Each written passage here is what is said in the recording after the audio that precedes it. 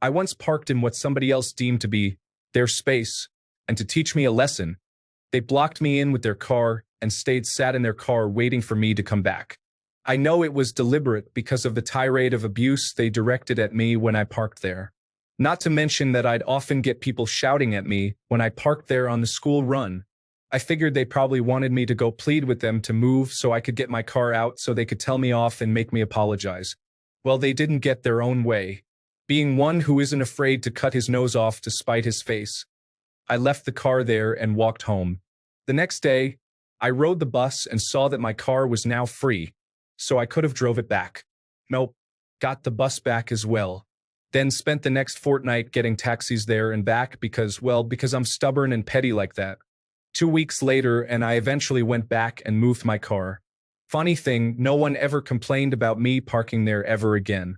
World needs more people willing to make themselves uncomfortable to show other people that they're jerks.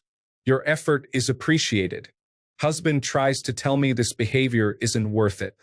If I made you reconsider your actions at all, it totally was.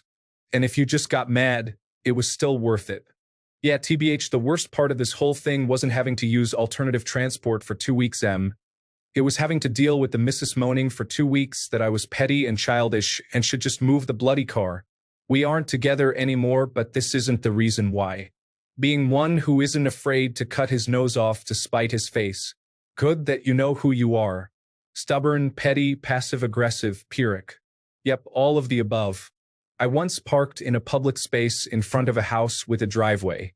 Not wanting to block their driveway, I moved it as close as I could the car parked before me. When I returned, homeowner clearly blocked me in, parking his car angled to his driveway. I didn't bother knocking on his door, and I hoped he was watching, but I rolled my car back until our bumpers touched. Then, with a big push, I put his car back enough so I could turn out no damage to our cars, unless he parked it in gear. Just drove off. Fuck that shit. Very nice. I think me personally, I would have called the police and reported an obstruction. See, it's illegal to obstruct a driveway, even your own, so they'd have removed it. That said, I think I prefer your response even better.